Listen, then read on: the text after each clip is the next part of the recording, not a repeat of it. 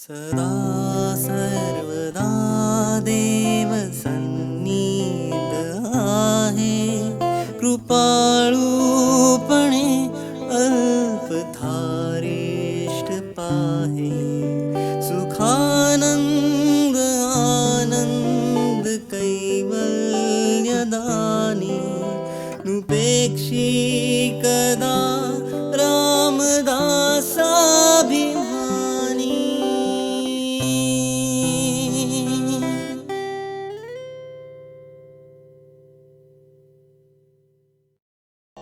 जय जय रघुवीर समर्थ. सगळ्यांच्या आत असणाऱ्या आत्मारामाला माझा नमस्कार. तुमच्या सगळ्यांच्या गुरूंना माझा नमस्कार आणि तुमच्यासारखे महान आत्मे निर्माण करणाऱ्या तुमच्या आई वडिलांना माझा नमस्कार. सध्या आपण समर्थांना जाणण्याचा प्रयत्न करतोय. समर्थांनी दासबोधाची निर्मिती केली, मनोबोध निर्माण केला. जे काही त्यांच्या जवळ होतं, जे काही सांगायचं होतं ते सगळं प्रजेला सांगून टाकलं, सगळं देऊन टाकलं. रिकामे झाले नभासारखे. पाऊस पडतो त्यावेळा काळे ढग पांढरे होतात, सगळं देऊन टाकलेलं असतं. आणि जेव्हा ढग रिकामे होतात तेव्हा ते हलके होतात.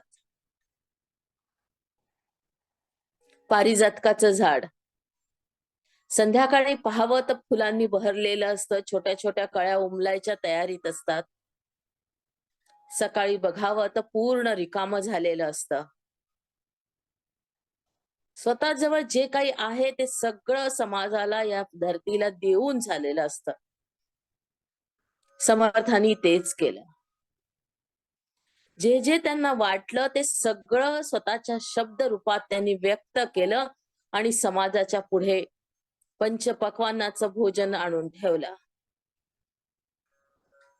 जेव्हा माणूस रिकामा होतो तेव्हा आकाश तत्वाशी जोडला जातो, कारण हलका झालेला असतो. हलका झालेले समर्थ नाशिकला गेले. गोदावरीचा तट, काळ्या पाषाणाने निर्माण केलेलं मंदिर, सुंदर असं मंदिर. त्या मंदिराच्या आत असणाऱ्या लोभस अशा काळ्या रामाच्या मूर्ती. अश्रू झरायला लागले. तू सांगितलेलं काम पूर्ण झालं रामा. तू जे जे माझ्याकडनं वदवून घेतलं ते सगळं मी केलं.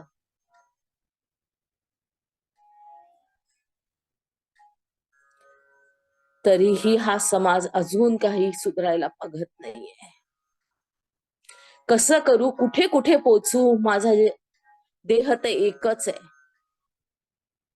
या संपूर्ण पृथ्वीमध्ये अज्ञान पसरलेलं आहे, दारिद्र्य पसरलेलं आहे, अस्वस्थता आहे, भीती आहे, एकमेकांना हिसकून घ्यायची वृत्ती आहे. काय करू रामा, तू सांग.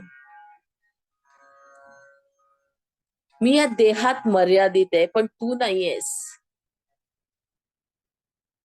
तू देहातीत आहे. या सृष्टीला व्यापून उरलेला तू आहेस. रामा, मी काय करू? हीच अवस्था ज्ञानेश्वरांची झाली होती. ज्ञानेश्वरी लिहिल्यावर ज्ञानेश्वरांनी आपल्या गुरुकडे वरदान मागितलं होतं आणि ते वरदान आपल्याला पसायदानाच्या स्वरूपात मिळालं. आता विश्वात्मके देवे येणे वाग्यज्ञेश तोषावे, तोषोनी मज द्यावे पसायदाने. पुढे ज्ञानेश्वर माऊली मागून जाते जे खळांची व्यंकटी सांडो तया सत्कर्मी रती वाढो, भूता परस्परे जडो मैत्र जीवाचा. जे जे वाईट आहे ते जाऊ दे, पण ज्याच्यामध्ये वाईट आहे त्याला जाऊ दे असं नाही म्हटलं. जे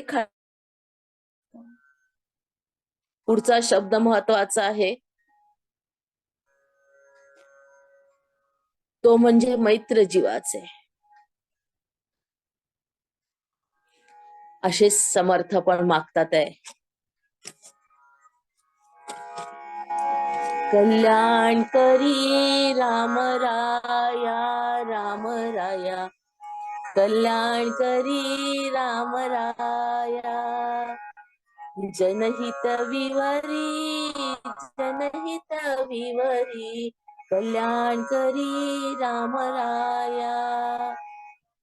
तळमळ तळमळ होतची आहे, होतची आहे, हे जन हाती धरी दयाळा, कल्याण करी राम राया.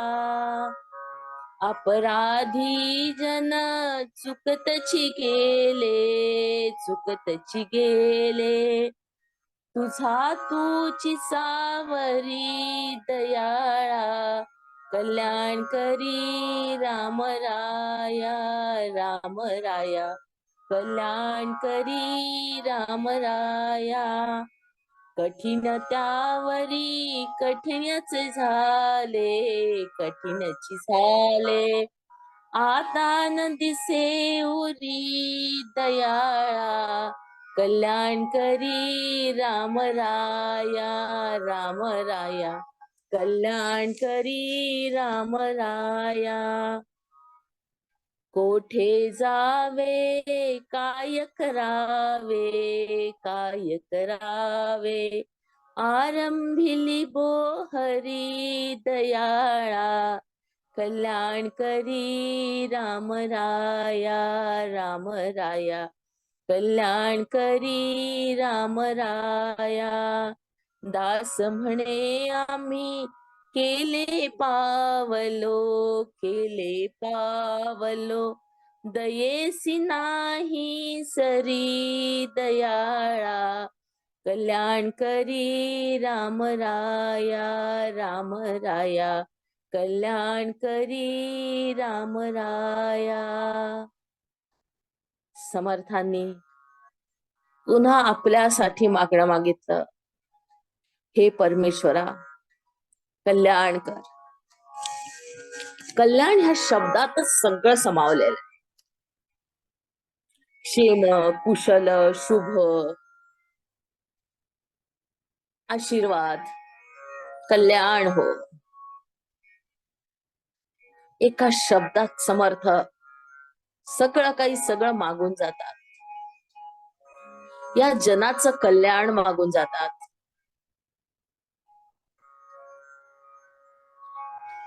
या जनाच्या कल्याणासाठीच त्यांनी दासबोध लिहिला, त्यांनी मनोबोध लिहिला, आणि ह्या जनाचं कल्याण व्हावं हीच त्यांची इच्छा आहे. संत हे खूप विशाल हृदयी असतात, स्वतःपुरता विचार करत नाही.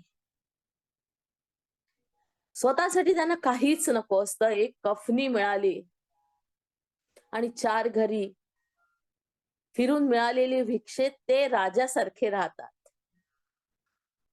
गोंदवलेकर महाराजांच्या घरी काहीच नव्हतं, पण तरी हजारो लोक जेवून जात होते, कारण त्यांचा उदरनिर्वाह करण्याचं सामर्थ्य त्या रामात होतं. स्वतःसाठी न मागता हे लोक प्रजेसाठी मागतात, आपल्या अपत्यांसाठी मागतात, कारण हे दयाळू असतात. त्यांना दिसत असतं माणूस कुठे कुठे फसला आहे, काय करतो आहे, आणि हा माणूस कुठला ध्येय घेऊन आला आणि कुठल्या संसाराच्या फेऱ्यामध्ये, चक्रामध्ये, चक्रव्यूहामध्ये हा फसून गेलेला आहे. समर्थच म्हणतात, याच्यासाठी काहीतरी मला दुसरा उपाय सांग. आणि म्हणून रामाकडे मागणं झालं कल्याण करी. तुकाराम महाराज म्हणतात, दुःखाचे ते मूळ पाहिले मी शोधून, दुःखासी कारण जन्म घ्यावा. समर्थांनाही माहित होत की मूळ काय आहे, जन्म घेणं हेच मूळ आहे. हा माणूस इथे का तळमळतो आहे? कारण या देहात तो आलेला आहे, त्यांनी जन्म घेतलेला आहे. या देहाच्या पलीकडे जर गेला तर तो जीवनमुक्त होईल, पण त्याच्यासाठी या जन्म मरणाच्या फेऱ्यातून वाचलं पाहिजे. पाप पुण्य करूनी जन्मा येतो प्राणी, नरदेह येऊनी हानी केली. तुकाराम महाराज म्हणतात की हे पाप पुण्य करूनच आपण येतोय. कधी पाप होतं, कधी पुण्य होतं, आणि हा हिशोब फेडता फेडता फेडता फेडता आपल्याला पुन्हा पुन्हा नरदेहाची प्राप्ती करावी लागते किंवा नरदेहात यावं लागतं. रजतम सत्व आहे ज्यांचे अंगी, त्यांचे गुण जगी वाया गेला. आपल्यामध्ये तर रजतम सत्व भरलेलाच आहे. तम म्हणजे काय? नरक केवळ. तम म्हणजे काय? नरक केवळ. रजतो सबळ माया जाता. बघा, तमातूनच सगळ्या गोष्टीची निर्मिती. तमामध्ये काय आहे? आपले षड्रिपू आहेत, आपल्या वासना आहे, आणि वासनेच्या संगेच आपण जन्म घेतो. हे तमामुळे होतं. आणि प्रत्येक व्यक्तीचं शरीर हे तीनच गुणांनी बनलेलं असतं, सत्व रजतम. रजतो सबळ माया जा. माया नाचवते कशासाठी? चांगलं मिळावासाठी. मला हे हवाय, एक घर हवाय, दुसरं घर हवं आहे, फार्म हाऊस हवा आहे, मला चांगले कपडे हवे, चांगले जेवायला हवंय. ही माया आहे आणि ही रजोगुण आहे. तुका म्हणे ऐसे सत्वाचे सामर्थ्य करावा परमार्थ अहर्निश. आणि सत्व गुण आपल्याला हळूहळू का होईना अध्यात्माकडे नेतो. संसारातून कसं दूर राहावं, कसं जावं, हे शिकवण्याचं सामर्थ्य आपल्याला सत्व गुण देतो. ह्या तीन गुणांचा मेळ म्हणजे आपलं शरीर आहे, आपलं मन. समर्थ जाणतात की आपले लोक या संसार दुःखात फसलेले, प्रभूच्या कृपेने यांनी पशु योनीत न जन्मात ते मनुष्य योनीत जन्माला आले. कबीरजी म्हणतात, प्रभु कृपा से नरतन पाया, आलसी बनकर यूं ही गवाया, उलटी हो गई मती, करली अपनी क्षती. देवाच्या कृपेने तुम्हाला हा नरदेह मिळालेला आहे. मग जर नरदेह मिळालेला आहे आणि तुम्ही एक ध्येय घेऊन आलेला आहे, तर ध्येय गाठण्याचा प्रयत्न आपण करतच नाही. कारण ते ध्येय या मायेच्या पडद्यामुळे आपल्याला आठवत नाही. आपण ह्याच संसाराच्या घोळामध्ये राहून जातो. बघा, एक छोटस उदाहरण सांगते, पुन्हा आई आणि मुलांचं. छोटस 6-7 महिन्याचं लेकरू आहे. आईला घरातले काम करायचे असतात. त्यावेळा ती काय करते, त्या लेकराच्या समोर 4-5 खेळणी टाकून देते. ते खेळत बसतं. नवीन नवीन खेळणी असतात, त्यालाही ते आवडतात, खेळत. पण थोड्या वेळाने त्या खेळण्याचा कंटाळा येतो. आई 2-3 वाट्या पेले त्याच्या समोर टाकते, त्याचा आवाज होतो. पुन्हा ते मूल त्या याच्यामध्ये रंगून जात. पुन्हा थोड्या वेळ जातो. आई एखाद्या पोळीच्या छोट्याशा तुकडाला तूप मीठ लावून त्याच्या हातात देऊन देते. चोखत बसतं ते बाळ. आई पुन्हा कामाला निघून जाते. पण एक वेळ अशी येते की तो बाळ आक्रोश करायला लागतो, ओरडायला लागतो, रडायला लागतो बेंबीच्या देठापासून. जेव्हा बेंबीच्या देठापासून तो रडतो, तर आई कुठलंही काम करत असेल, कुठेही असेल, धावत आपल्या बाळाजवळ येते आणि बाळाला पदराखाली घालते. तोपर्यंत घेत नाही. जर आई, मनुष्य देहातली आई जर असं करू शकेल, तर परमेश्वर पण आपल्याला हेच करतो. परमेश्वर आपण आपल्याला हेच सांगतो की खेळतोयस का, तू खेळ, तू खेळ. पण ज्या वेळा आपण आक्रोश करतो, त्यावेळा परमेश्वर सहजच आपल्याला गळाशी लावतो, आपल्याला मार्ग मोकळा करून देतो. नाही तर आपली स्थिती कशी असते? दिवस गवाया खाय के, रात गवाई सोय के, तेरा जन्म अमर था, तेरा जन्म अनमोल था, कवडी बदले जाय. तुझा जन्म अनमोल होता, पण तू काय केलंस? तर तो घालवून टाकलास. कशात घालवला?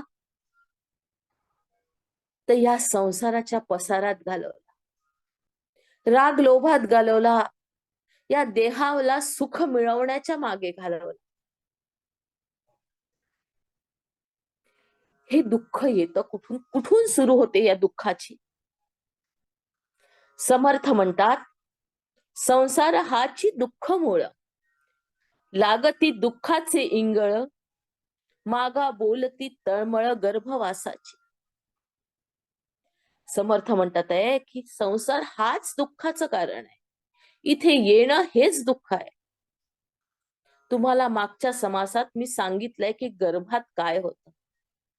आईने जर एखादा तिखट पदार्थ खाल्ला तर त्याचा रस त्या बाळाला त्रास देतो. आईने जास्तीचं खाल्लं तरी त्रास होतो. आणि गर्भाशयात जसं जसं मूल वाढत जातं तस तसं त्याला जागा कमी पडत जाते. हातपाय पण हलवता येत नाही. हे सगळं गर्भवासाचं दुःख आपण बाहेर आल्यावर विसरून गेलेलो आहे. पण समर्थ नाही विसरले. समर्थ आपल्यासारखेच त्या गर्भवासाचे दुःख भोगूनच आलेले, आईच्या पोटातूनच आलेले. त्यामुळे ते म्हणतात की संसाराचं दुःख तुम्हाला जरी आठवत नसलं किंवा गर्भवासाचं दुःख जरी आठवत नसलं तरी संत सांगून गेले आहे, तिकडे लक्ष द्या. पुढे जाऊन काय होतं? बाहेर येतो आपण पोटातून, बालपण सुरू होतं. बालपणी त्वचा कोवळी, दुःख होताची तळमळी, वाचा नाही तये काळी, सुख दुःख सांगावया. लहानस 2 महिन्याचं 3 महिन्याचं मूल आहे, त्याच्या त्वचेला काहीतरी झालं आहे किंवा त्याच्या हाताची आग होते, पायाची आग होते. ते नुसतं रडतं, आई कडेवर घेते, इकडून तिकडे फिरवते. तिला पण समजत नाही आणि बाळ सांगू शकत नाही. समर्थ म्हणतात हेही एक मोठं दुःख आहे की आपल्याला बोलता न येणं त्या काळात, आपल्याला सांगता न येणं त्या काळात आपण नुसतंच सहन करतो. आई पोटाला विक्स लावून पाहायचा प्रयत्न करते, काही दूध पाजून द्यायचा प्रयत्न करते, कुठलं तरी औषध देते, पण हाताला किंवा पायाला दुखत असतं. समजतच नाही, दुःख सहनच करावं लागतं. गर्भ दुःख विसरला, तो त्रिविध तापे पोळला, प्राणी बहुत कष्टी झाला. संसार दुःखे त्रिविध ताप आपण आत्ताच बघितले, सत्वरजतमाचे. याच्यातही आपण पोळूनच निघतो. रजोगुणात आपल्याला हे हवं ते हवं ते हवं करता करता आपलं दुःख वाढत जातं. नाही मिळालं की दुःख. तमोगुणाचं तर आहेच, पण रजोगुणाचं देखील दुःख आहे. आणि ह्या 3 तापाने आपला संसार सुखी होण्याच्या ऐवजी दुःखाकडेच जातो. स्वये पुण्य करवेना, केले तरी देखवेना, उपहास्य करी मना नये म्हणून. पुढे आपला स्वभाव बदलतो. कोणीतरी शेजारच्या घरचं भागवत करतोय, कोणाच्या घरी रामायण सुरू आहे किंवा कोणाच्या घरी लघुरुद्र आहे, आपल्या मनात विचार येतो की याच्याजवळ खूप पैसा आहे म्हणून हा करू शकतो. केलं तर काय झालं? हे पण एक दुःख आहे. तुलना करणं, त्याचं चांगलं आहे म्हणून मला वाईट वाटणं, हे पण एक दुःख आहे. ही दुःख अनेक आहेत. म्हणून समर्थ काकुळतीला येतात आणि म्हणतात की देवा कल्याण कर, या माझ्या लोकांवर कल्याण कर. कारण आई कितीही उंच उडत असली तरी तिचं लक्ष आपल्या पिल्लांजवळ असतं. जनाबाई सांगून जाते, पक्षी जाय दिगंतरी बाळकासी आणि चारा, घार हिंडते आकाशी झाप तिची पिल्लापाशी. माता गुंतली कामासी चित्त तिचे बालकासी, वानर हिंडे झाडावरी पिल्ली बांधुनी उदरी. तैसी आम्हासी विठ्ठल माये जनी वेळोवेळी पाहे. वानराचं पिलू देखील आपल्या आईच्या पोटाला चिपकलेलं असतं. प्रत्येक आईलाच ती घार असो, मानव असो, वानर असो, प्रत्येकाला आपल्या बाळाची काळजी असते. इथे समर्थांनाही आपल्या प्रजेची काळजी आहे.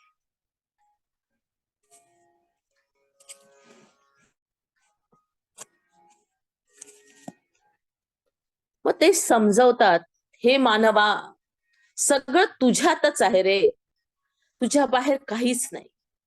तुझ्यात काय आहे? सब रंग तुझमे ही भरे, सब रंग तुझमे ही भरे, जो चाहता वो खोज ले. मन बुद्धि को साक्षी बना, फिर पास ही सब चीज ले. हे जीव बुद्धि सर्व करता है, न भूले बात को, छोड़े अविद्या अज्ञाना, सभी माने प्रभु साथ को. सगळं तुझ्यात आहे. बाहेर जितके जितके प्रश्न असले त्या सगळ्या प्रश्नाची किल्ली तुझ्या आत दडली आहे. तुला पाहिजे ते तू आत जा आणि आतून बाहेर काढून ये. सगळं आपल्या आत आहे, अख्खं ब्रह्मांड आपल्या आत आहे. मग याच्यासाठी काय करावं लागेल? जहा वृत्ती रहती स्थिर हो, वृत्तीला स्थिर करावं लागेल. उसको समझ ले धाम तू. जहां वृत्ति स्थिर रहती हो, उसको समझ ले धाम तू. जिस शब्द में बैराग हो, उसको समझ ले नाम तू. जिस स्फूर्ति से शमदम बढ़े, वही जान ले सत ज्ञान तू. आनंद जो निष्काम हो, वही जान खुद पहचान तू. जेव्हा तू वृत्ती स्थिर करशील, मनाला वैराग्याच्या दिशेने नेशील,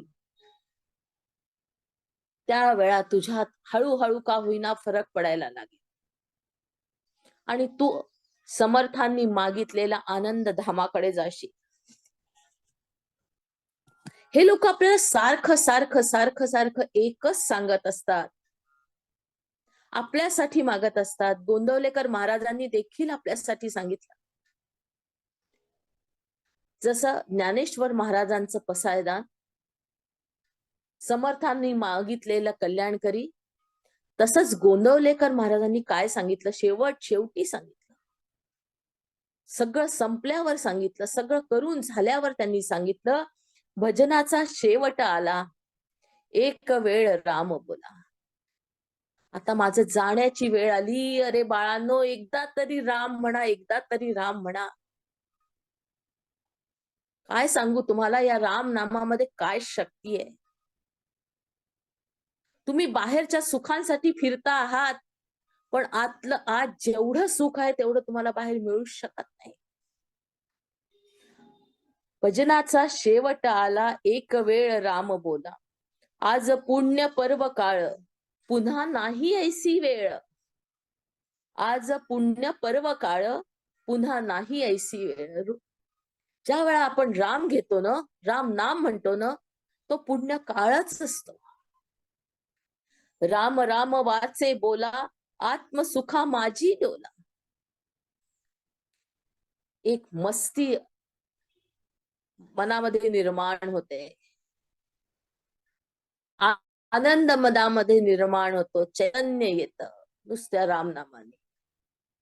पण त्याच्यासाठी रामनाम शरीरात मुरावं लागतं.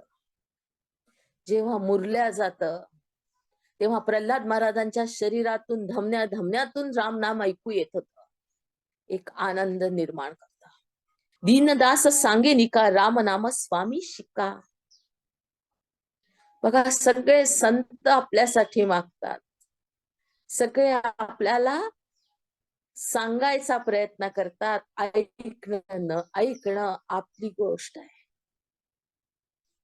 आपली मर्जी आहे. हे जर आपण ऐकलं तर आपली स्थिती कशी होईल? तुकाराम महाराज सांगतात, नाही सॉरी, तुकडोजी महाराज सांगतात, आनंद का सागर भरा, लहरे उठे खुद से भली. आनंद का सागर भरा, लहरे उठे खुद से भली. नहाते रहो नित श्रवण से, खुलती रहे कली और कली. आपल्या मनाच्या पाकळ्या पाकळ्या उघडून जातात. आनंद आनंद, सगळीकडे आनंद दिसायला लागतं. आनंदी आनंदगडे, इकडे तिकडे चोहीकडे. याचा प्रत्यय आपल्याला प्रत्येक क्षणाला येतो.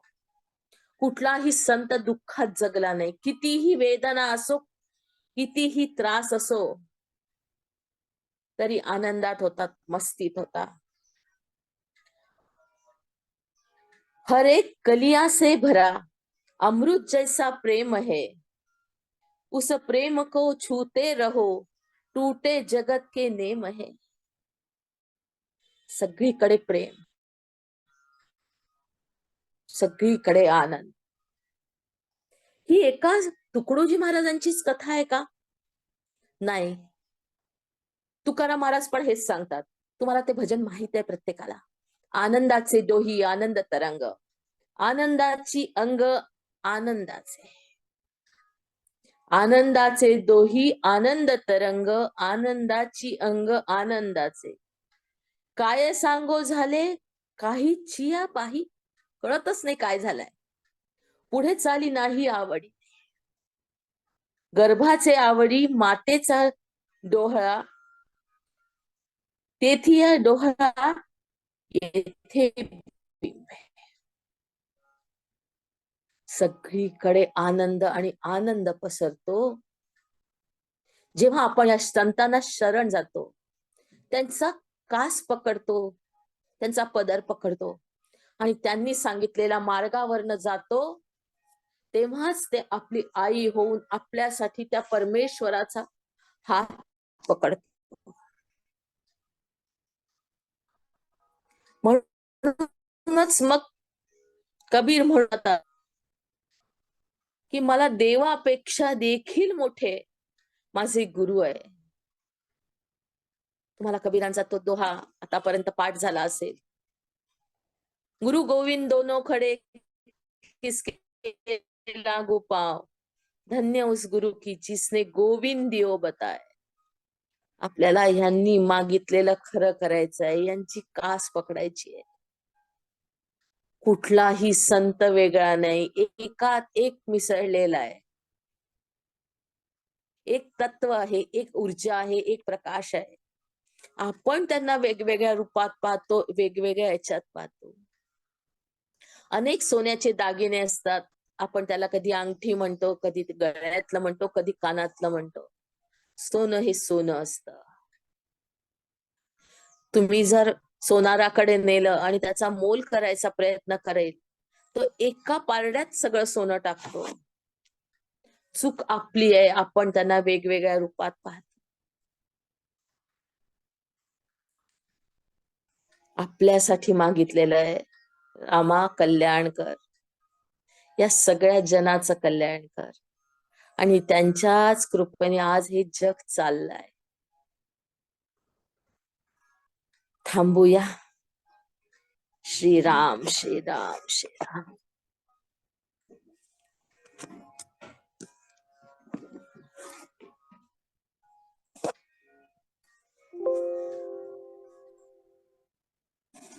ध्यानाकडे वळूया.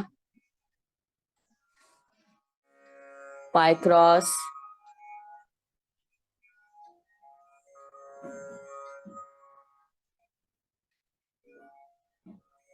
हात क्रॉस,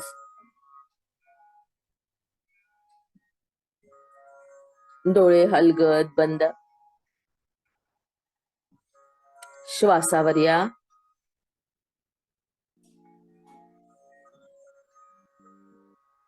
येणारा श्वास,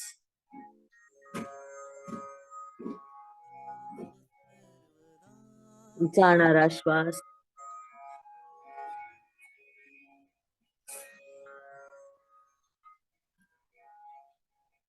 श्वासाची गती कशी आहे याच्याकडे लक्ष.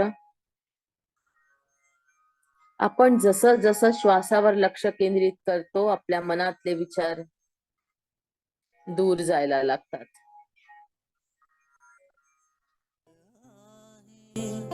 श्वासात कृपाळूपणे अल्पधारिष्ट पाहे.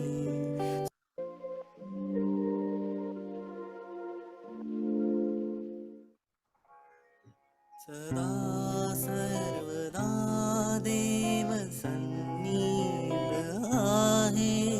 कृपाळूपणे अल्पधारिष्ट पाहे. सदा सर्वदा देव सन्निध आहे. कृपाळूपणे अल्पधारी. नुपेक्षी कदा रामदासाभिमानी.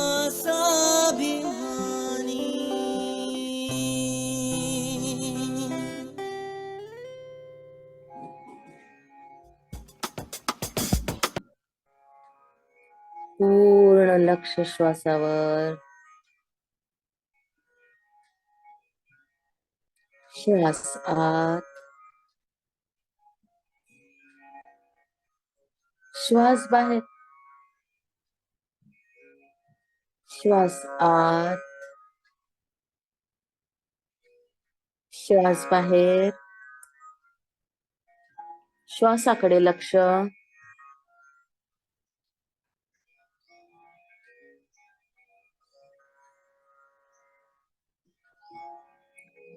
पूर्ण लक्ष श्वासावर. पाय ढिले सोडून द्या. पायाची 10ही बोट, पौचा, पोटरी, गुडघा,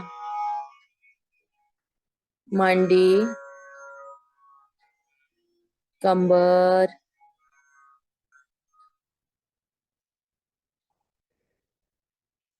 पोटातले सगळे अवयव. एकेका अवयवाजवळ जाऊन सांगा, शांत. गर्भाशय शांत. मूत्रपिंड शांत.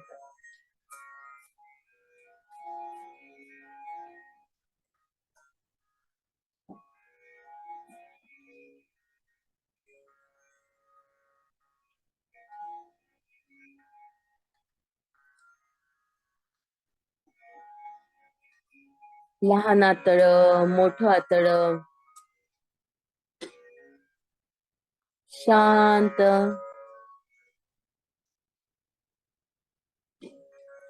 छातीचा पिंजरा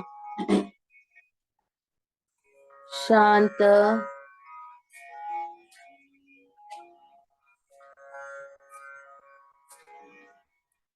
हृदय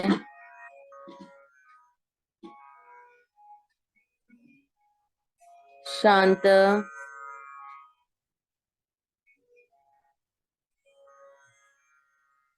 फुफ्फुस शांत.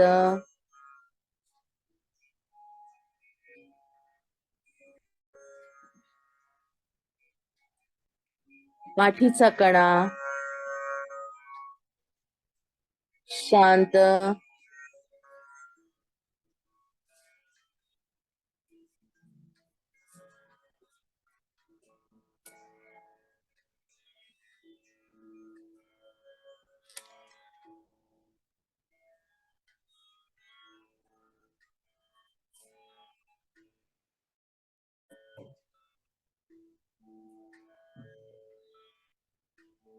मान शांत. मानेच्या ठिकाणी असणारे पाठीच्या कणाचे मणके बघा. छोटे मणकाची नाळ आहे, जशी मोत्याची माळ असावी तशी छोटे छोटे आहेत. हात फिरवा मनानेच, शांत करा. अनेक जणांची मान दुखतेय. ज्यांची पाठ दुखत असेल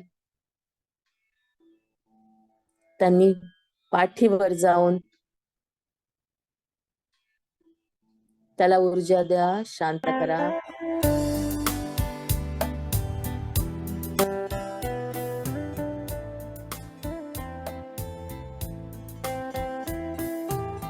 शांत.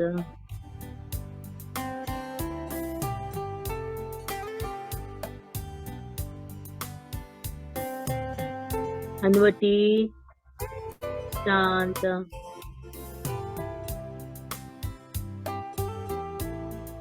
दोन्ही ओठ शांत. दोन्ही गाल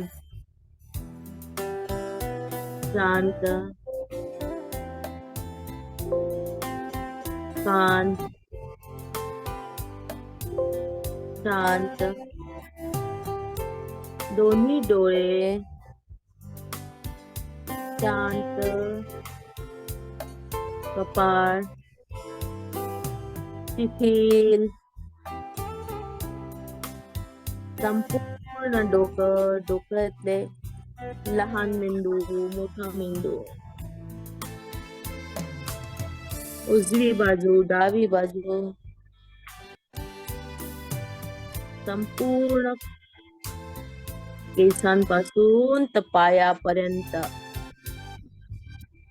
शांत स्थिती. शांत शांत शांत. तुमचं शरीर पिसासारखं हलकं झालंय, वजनरहित.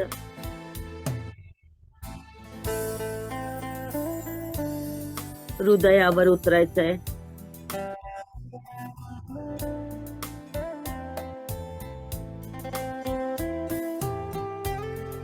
गुरुला प्रणाम.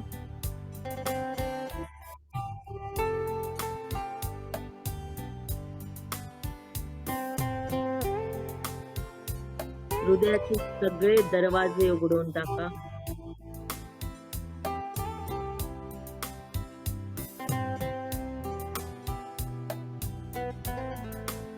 सगळ्या खिडक्या उघडून टाका.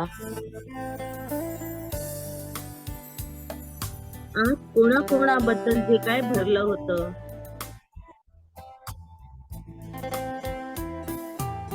मत्सर, राग, द्वेष निघून जाऊ द्या.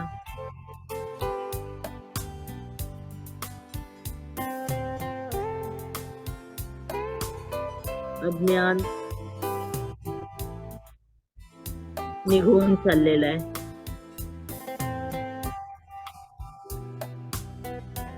तुम्हाला समोर चेहरे दिसतील. तुम्ही कोणाबद्दल काय विचार केला बघायचा प्रयत्न करा आणि निघून जाऊ द्या.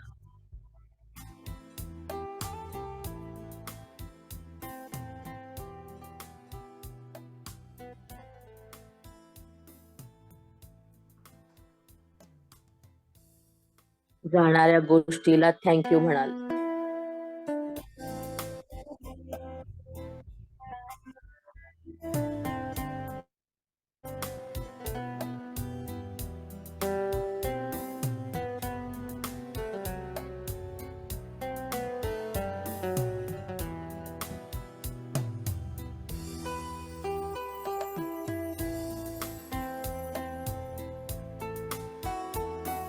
कोणी काहीतरी बोललं होतं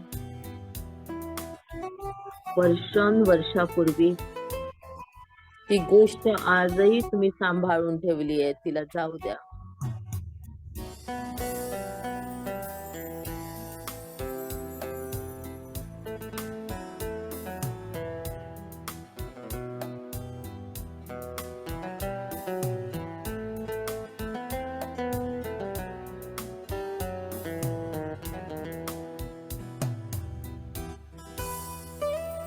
आई वडिलांबद्दल मनात असलेली अढी काढून टाका.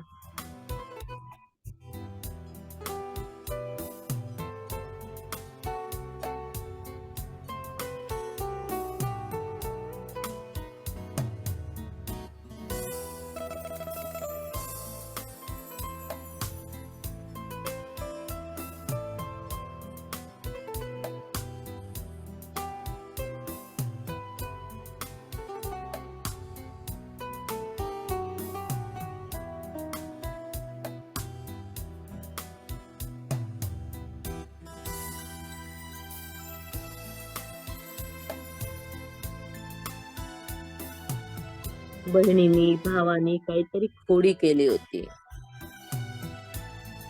तुम्हाला त्रास दिला होता,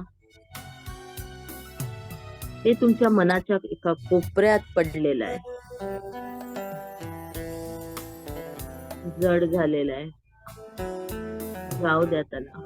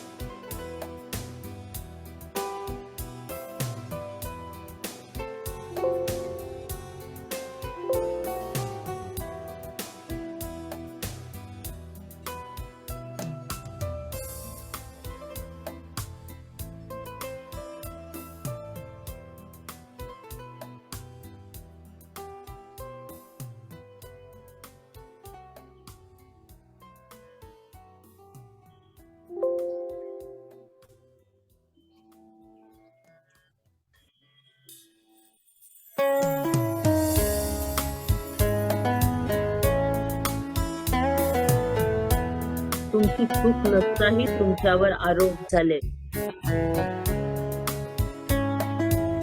गैरसमजातून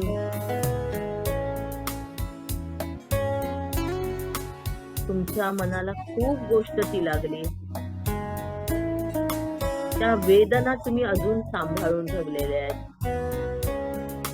जाऊ द्या त्यांना.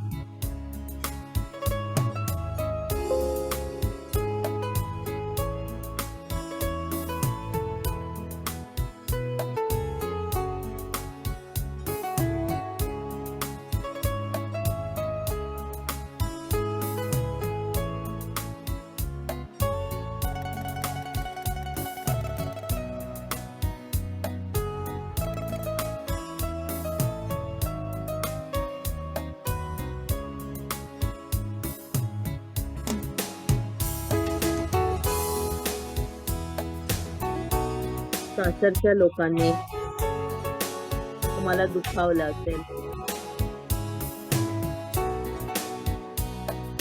कुठल्या तरी छोट्याशा गोष्टीची मोठी शिक्षा दिली असेल.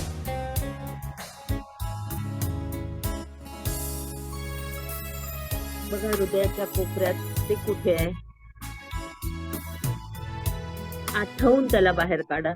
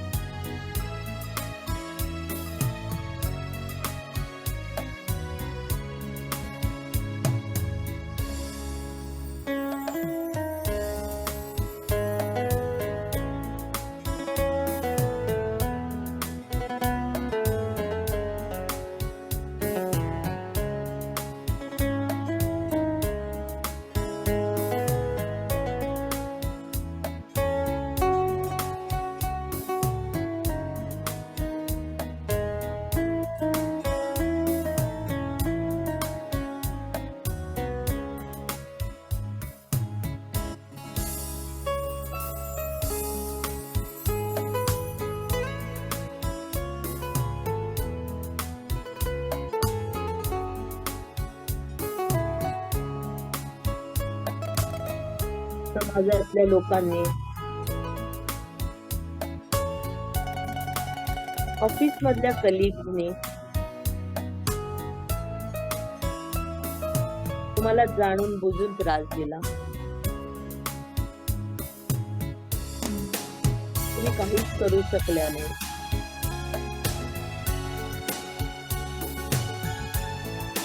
फक्त त्या वेदनेला आतमध्ये पुरून टाकला.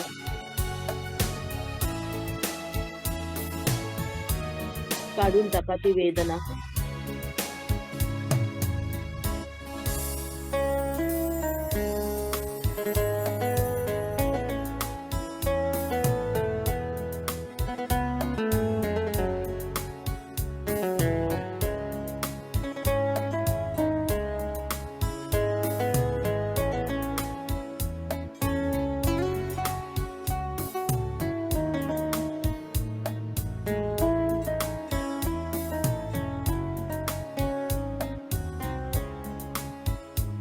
हृदयाच्या आत काय काय दडलंय तुमचं तुम्हाला माहित आहे.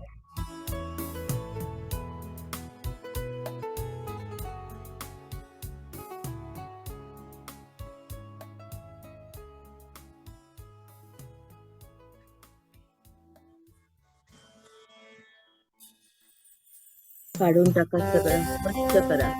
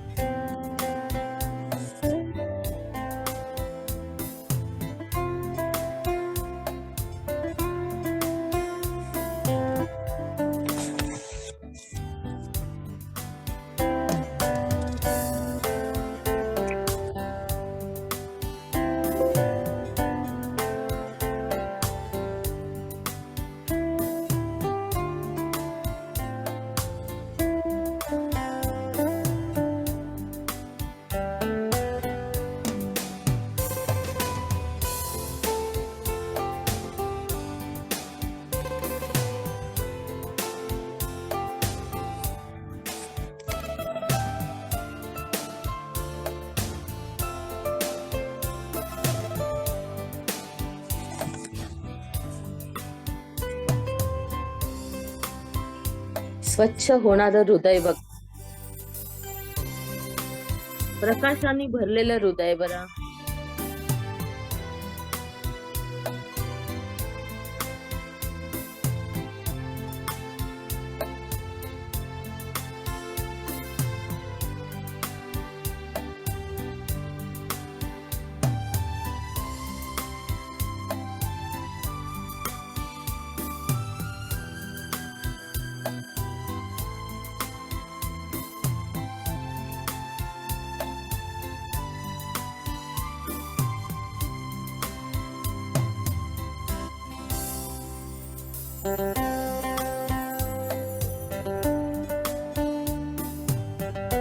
हृदयात एकच मूर्ती,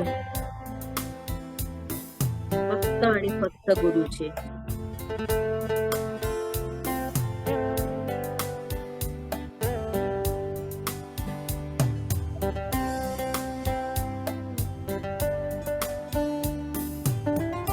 छोटीशी सुंदरशी मूर्ती हृदयाच्या आत विराजमान केलेली.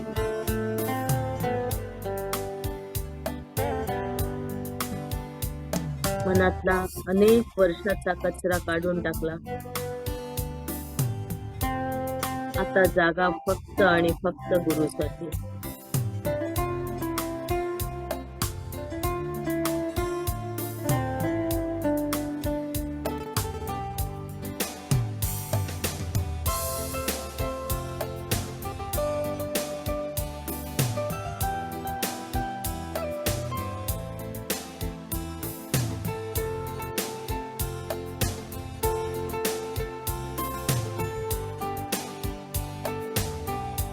गुरुच्या रूपात हरी आला रे. आला रे हरी आला रे. संत संगे ब्रह्मानंद झाला रे. आला रे हरी आला रे. संत संगे ब्रह्मानंद झाला रे. हरी येथे हे हरी तेथे रे. हरी येथे रे हरी तेथे रे. हरी वाचुनी रीते नाही रे.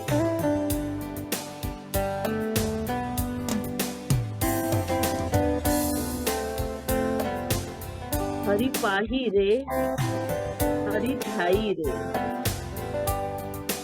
हरी वाचुनी दुजे नाही रे.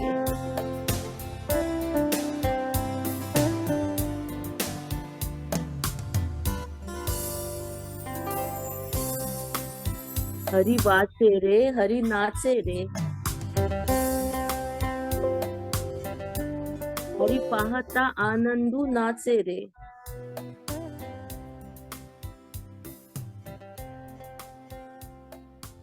हरी आदि रे हरी अंती रे. हरी व्यापक सर्वाभूती रे.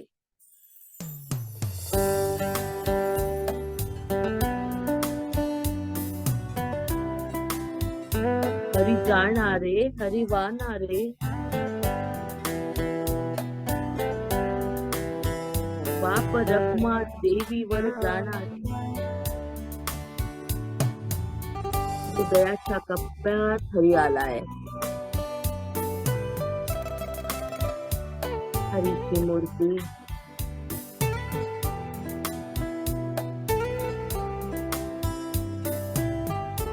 सुंदरशा गाभाऱ्यात वचलीये.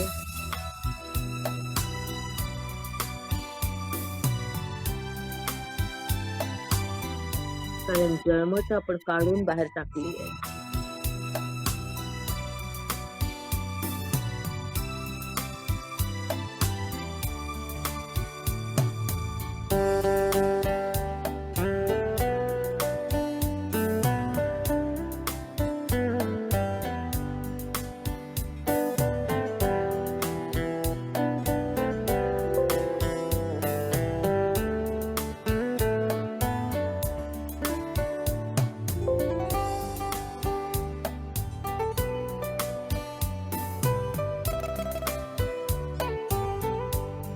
संतांचं वचन आहे, आपुल्या सारखे करती तात्काळ नाही काळ वेळ.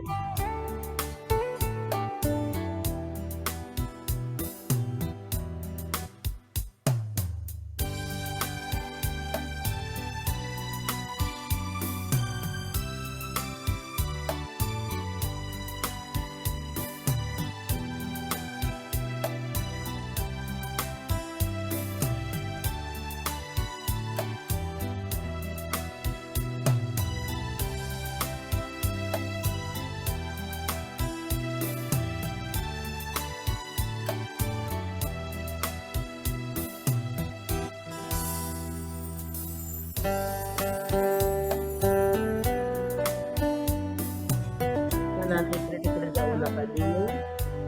हृदयावर स्थिर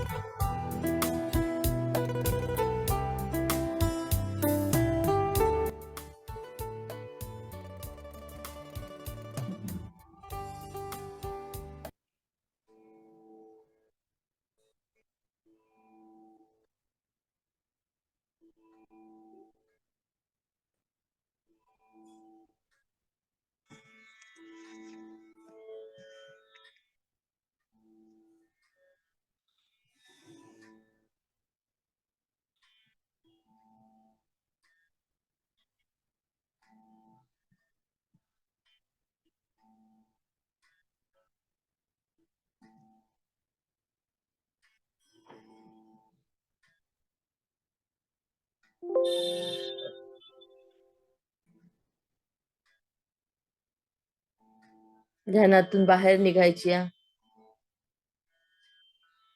तयारी करायची आहे. श्वासावर या. येणारा श्वास जाणारा श्वास. श्वास आत, श्वास बाहेर. श्वास आत, श्वास बाहेर. श्वास आत. जाऊ द्या श्वास खोल खोल खोल हृदयापर्यंत.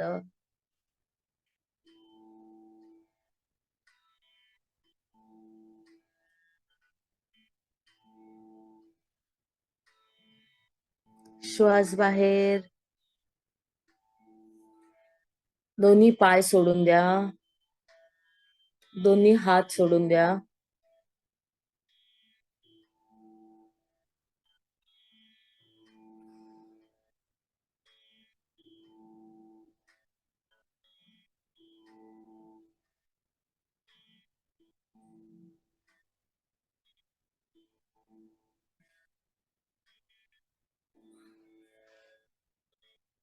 दोन्ही हात एकमेकांवर रब करत डोळ्यावर येऊ द्या. प्रकाश पाहण्याचा प्रयत्न करा.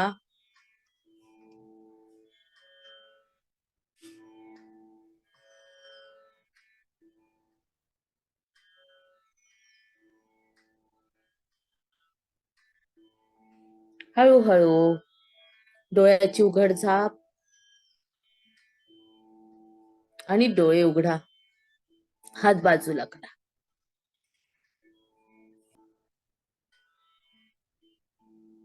हा अनुपमा ताई. ताई खूप हलकं वाटतंय मोरपिसासारखं. अनुराधा ताई. नमस्कार ताई. आज खूप छान ताईंनी सांगितलं तसंच मलाही हलकं हलकं वाटतंय आणि हृदयावरती निळा रंग दिसत होता आणि इतर वेळेला केशरी आणि पिवळा रंग दिसतात. मला मला मला असं वाटतं की बरेच दिवसांनी रंग दिसले आज. खूप शांत वाटतंय ताई. नमस्कार.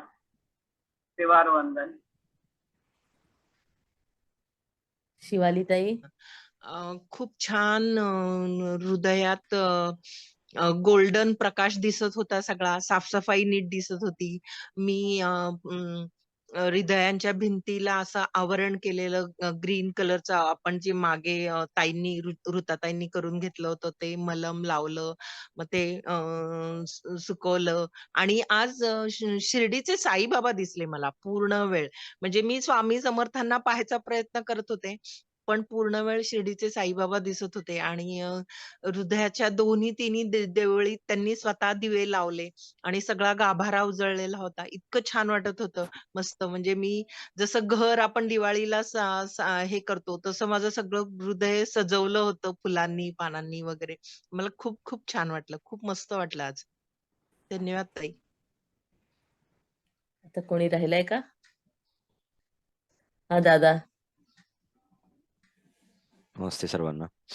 आजच्या ध्यानामध्ये दोन गोष्टी महत्वाच्या अशा अनुभवल्या मी की आपली जेव्हा प्रोसेस होत होती तेव्हा स्पायनल कॉर्ड मधनं म्हणजे खालपासनं मूलाधारपासनं ते वरती वरती असं मी स्वतः आतमधनं स्पायनल कॉर्ड मधनं जातोय वरती वरती आणि त्या चक्राच्या तिथे मला तो कलर दिसतोय स्पायनल कॉर्ड मध्ये.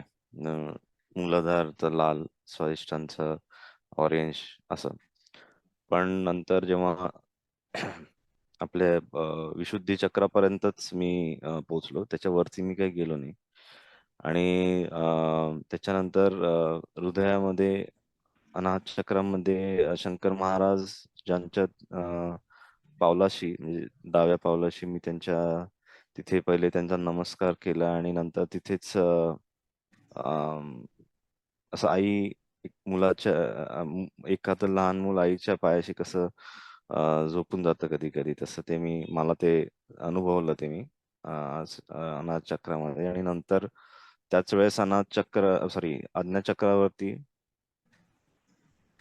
महादेवाच्या पिंडीवरती अभिषेक होतोय असं दिसलं म्हणजे पॅरलली. अनाहत आणि आज्ञाचक्राच्या मध्ये. म्हणजे असं पहिल्यांदाच अनुभवलं मी की 2 चक्रांवरती ऍट अ टाइम असं काहीतरी एक्सपिरियन्स येतोय पॅरलली. आणि काल पण मला थर्ड आय वरती पिंड दिसली होती थोड्या वेळासाठी. आणि असा प्रकाश, सोनेरी प्रकाश जाणवतो जेव्हा पिंड दिसते तेव्हा. असा खूपच छान. आजचा अनुभव होता. खूप मस्त.